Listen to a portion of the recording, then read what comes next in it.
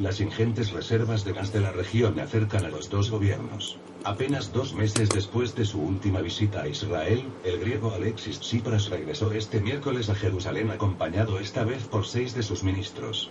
El acercamiento entre el gobierno del primer ministro izquierdista, heredero de una larga tradición de apoyo a la causa palestina en Grecia, y el gabinete ultraconservador de Benjamín Netanyahu, que se resiste a aplicar la solución de los 2 estados en Tierra Santa, no obedece a razones ideológicas, sino a los intereses estratégicos de ambos países en el Mediterráneo oriental. La reunión de alto nivel celebrada por los dos gobiernos expresa la consumación de una realpolitik en torno a las ingentes reservas de gas de la región del Levante que culminará este jueves su escenificación en Nicosia, donde Tsipras y Netanyahu se han dado cita con el presidente de Chipre, Nikos Anastasiades, con el objetivo de sellar un acuerdo para tender gasoductos hasta Europa. Vivimos en una región cada vez más volátil e inestable y amenazada por el islamismo extremista. Creo que seremos mucho más fuertes si afrontamos juntos esos retos, ofreció Netanyahu a Tsipras. En la agenda de las conversaciones celebradas en Jerusalén figuraba, además, una amplia lista de cuestiones bilaterales, desde el turismo al transporte marítimo, pasando por la cooperación económica y medioambiental. Fue el propio Tsipras quien pidió el año pasado ampliar el diálogo bilateral al máximo, pero la energía y la seguridad siguen siendo las cuestiones clave de matrimonio diplomático de conveniencia. Israel cuenta con varios yacimientos de gas en su zona de influencia económica marítima. 2 de ellos contribuyen a consolidar su independencia energética, mientras que un tercero, denominado Leviatán, generará unos grandes excedentes cuando entre en explotación.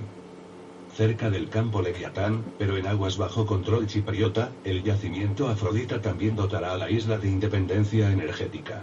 Una doble conexión de las reservas de Israel y Chipre permitiría aumentar el flujo de las exportaciones de gas hacia Europa.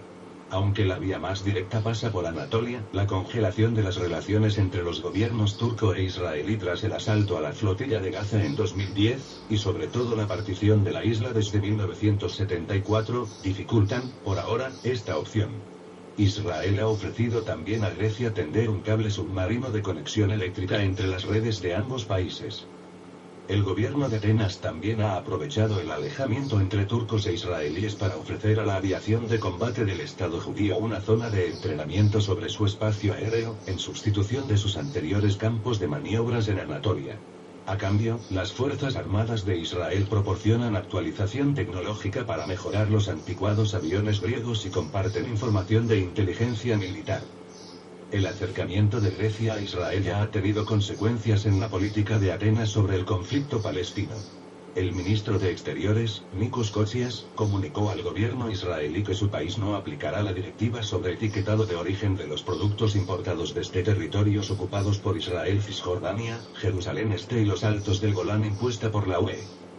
En una tribuna de opinión publicada este miércoles en el diario Haaretz, el exministro de Exteriores palestino Nabil Saad se preguntaba si Grecia acabará traicionando a Palestina por intereses económicos coyunturales después de más de 70 años de haber apoyado su causa.